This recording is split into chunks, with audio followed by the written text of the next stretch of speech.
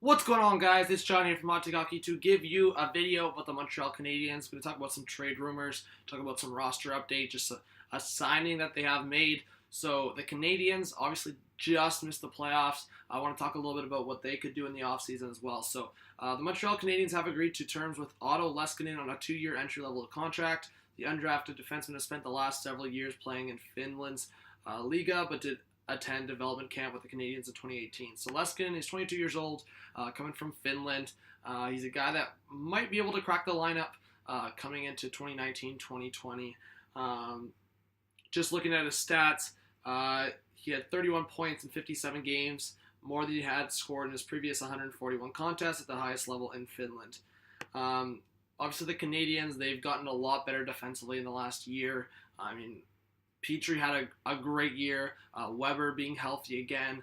Even an underrated guy like Kulak. Hopefully Victor Mete keeps improving his development. Their defense is getting better. They could obviously improve on that left side. Leskinen could fit on that bottom pair potentially and fill a spot where like Christian Folin was playing.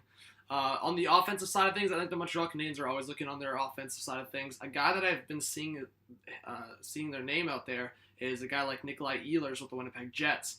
The Winnipeg Jets are deeper, obviously, on offense. I feel like a guy like Ehlers might be looking on the outside. So while they try to re-sign a guy like Laine, so maybe the Montreal Canadiens look at a guy like that. He could definitely fit on a line with maybe like Gallagher and Deneau, or fit on a line with Duran and Domi. Obviously, Kotkaniemi's in this scenario, and I mean guys like Paling and Suzuki are going to want to crack this lineup as well. So the Montreal Canadiens have a lot of help coming up front. They may look for some help on the left side. Another aspect to look at is a guy like Andrew Shaw. I know they like his physicality a lot through parts of the season. He wasn't healthy, and that's the unfortunate part.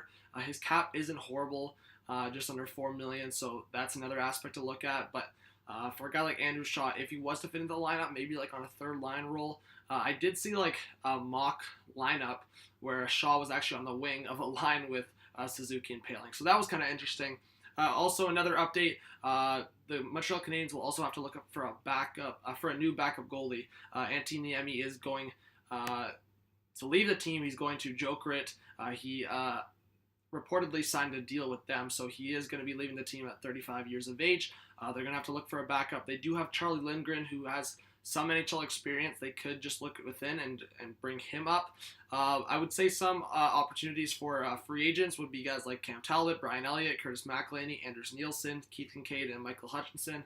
Obviously, Curtis McElhinney with the run with the Hurricanes. Kincaid's the third goalie in terms of depth on the Columbus Blue Jackets. Cam Talbot might re-sign with the Flyers. I feel like available in the list I just said, I mean, yeah, McElhinney would be great, a great veteran guy behind Price. Brian Elliott, maybe if you could sign him to a cheap 1-year, $1 million deal, that wouldn't be too bad. Again, Anders Nielsen, big guy. So those are some veteran options for the Montreal Canadiens. Again, they could look just for Charlie Lindgren, and that would be a fine opportunity. Another guy obviously coming into the offseason as a free agent is Jeff Skinner.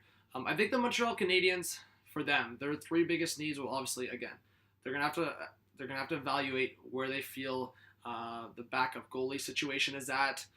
Definitely a left-handed defenseman. I did talk about earlier before the trade deadline a guy like maybe Cam Fowler with the Anaheim Ducks. That'd be kind of interesting. Obviously, Jake Gardner is going to be heading into the open market as a defenseman. I don't think they need a guy like Tyler Myers, kind of bigger, getting slower, getting into his 30s. Plus, they already have Weber and Petrie on the right side. Again, so Jeff Skinner is a guy they could look at. I mean, if they're looking on the right side for another veteran, maybe like a Jason Spezza, but I don't really know if that fits the mold of the Montreal Canadiens. The right side, obviously, they've got some pieces on that side of things. So, I mean, in terms of depth, the Canadiens got it up front, especially with guys like Paling and Suzuki coming up. So if they were going to get an offensive force, it would be like a top-line guy or a guy up there. I know a lot of Montreal Canadiens fans were really excited about the idea of possibly Marc Bergevin acquiring like a Matt Duchene or like an Artemi Panarin. Obviously, that's like a potential. That's a possibility. I know the Montreal Canadiens were looking to try to get into the John Tavares sweepstakes, and that didn't work out. But overall, if the Montreal Canadiens were going to go for a guy like Panarin or Duchene, then they would obviously start having to it would be expensive. I mean, a guy like Panarin, you're talking about close to 9-10 million. A guy like Duchesne, anywhere from 7 to 8, I would expect. So that's the price points for those two players. I would say maybe not reaching 10 million for Panarin, but I mean, you're looking at the recent signings of some players. I mean, Tavares in the open market, Matthews just signing his contract. Kucherov, I mean, taking a pay cut but still being at 9.5 million. And imagine if he was a RFA after the season he just had. So there's just different aspects to look at. But for the Montreal Canadiens, yeah, you'd probably want like a big force up front in terms of offensive firepower. You got the depth right now. Maybe you want to make a trade like an Andrew Shaw. Release yourself off of that cap, even though he wasn't completely useless at all when he was healthy. Your defense, again, the left side, and then backup goalie. I think those are the prime needs for the Montreal Canadiens at this point. I think in terms of center depth, they've got it. They just don't really have that number one guy. So I get where the excitement for a guy like Matt Duchesne, if it does become possible, but I guess we'll just have to wait to see. So as I do make this video, it is playoffs. Thought I would just make a video about a team that obviously we haven't talked about since the playoffs started because they just missed the playoffs. But for Montreal Canadiens fans or any fans that are watching this video, please subscribe. I know it doesn't seem like a lot, but if you do subscribe and hit a thumbs up on the videos that I do make here, it does help a lot for this hockey channel that is growing. So again, subscribe, like, and comment. This was John from Montreal Hockey.